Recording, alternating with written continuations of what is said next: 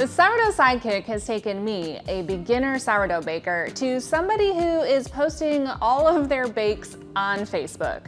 And in one of those pictures, somebody asked, please, please, please, can you walk us through exactly what you do once the starter is ready? So I'm gonna show you. So this is our house starter. We just always have Sidekicks going, and look how good that looks. Amazing.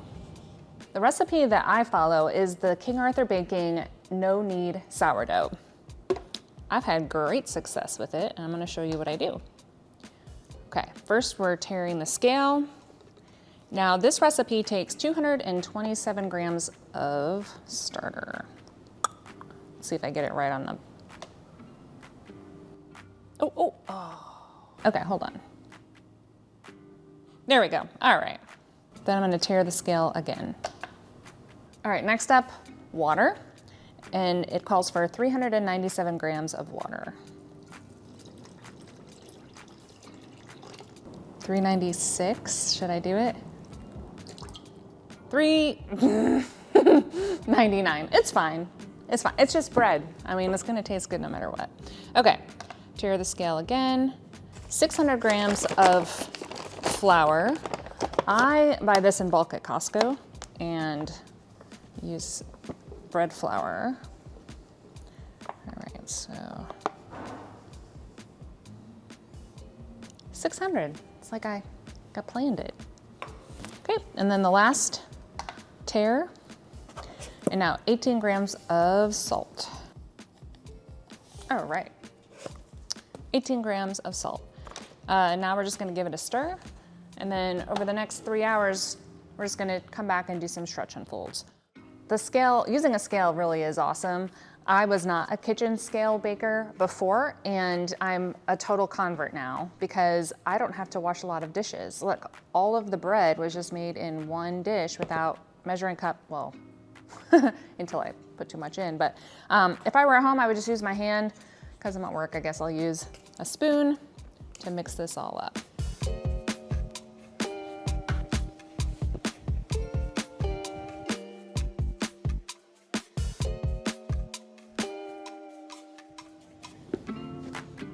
Okay, if I were at home and I were going to start another cycle, I would just refill the flour and the water in the Sourdough Sidekick while I had the flour out already. Set that all up, wash the crock and the paddle, and then come back and do my first stretch and fold. So there we go. Come back in about 15 minutes and then we'll just start our stretch and fold process.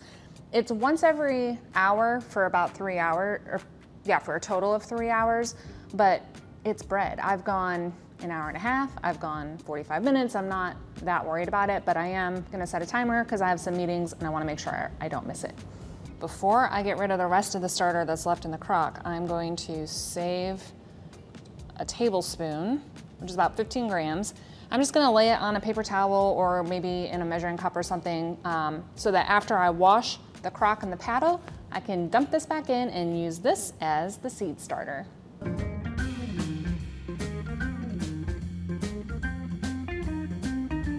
Okay, first, stretch and fold.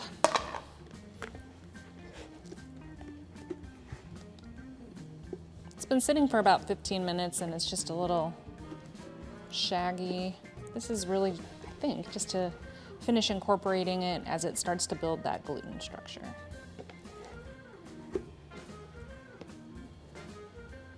Okay.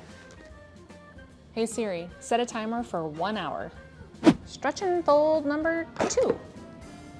You can tell it's working because you get less stuff on your hands the more times you do it.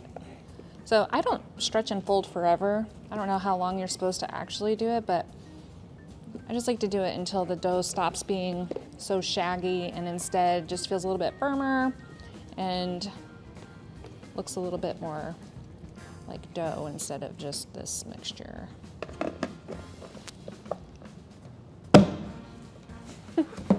Stretch and fold number 3.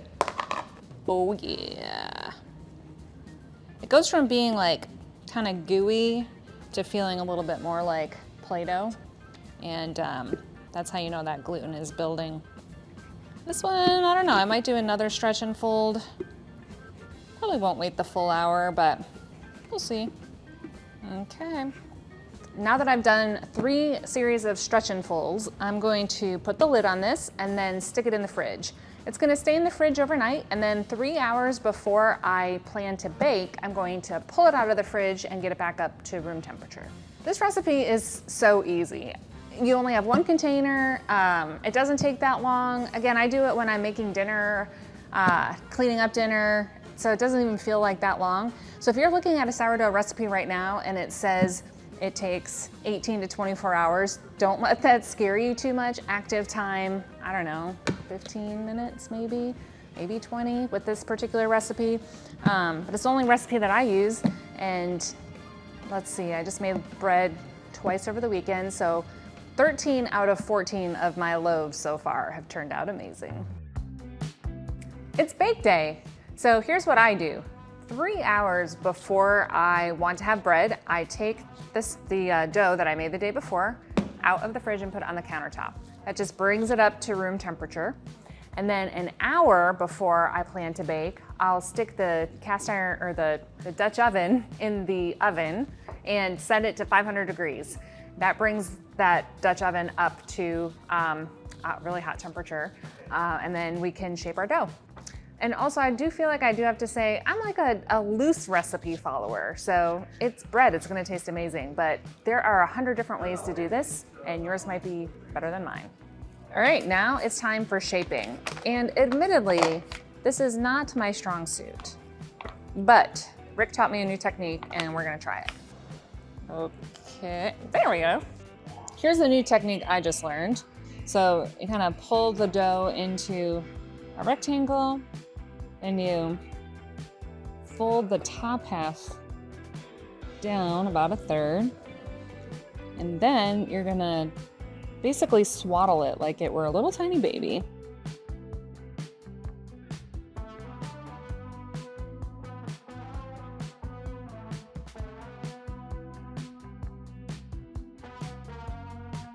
Fold this. Oh, hey. Then you can just pinch the sides if you need to, and then kind of like scooping underneath the dough ball and pulling it towards you, trying to build the tension in the top of the bread, and you're kind of giving it that nice round shape. That looks pretty good. Now, sometimes people will do another round of proofing in a Banison basket at this stage, but not me. Like I said, a loose follower of recipes.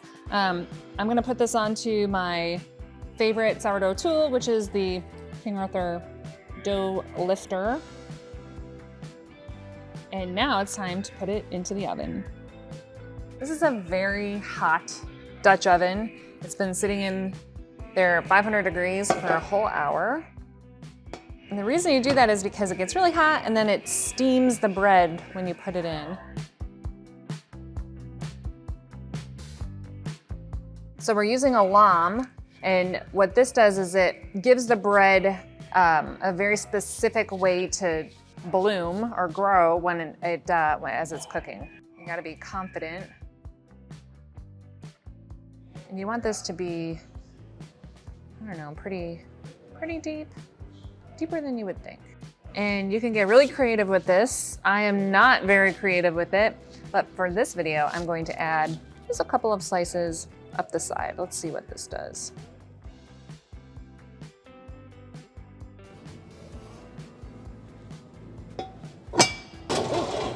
It's pretty heavy. Okay. But now we're gonna bump it down to 450. And we're gonna keep it there for 45 minutes. And then we're gonna come back and take the lid off for another 15 minutes, and then we'll see how it did.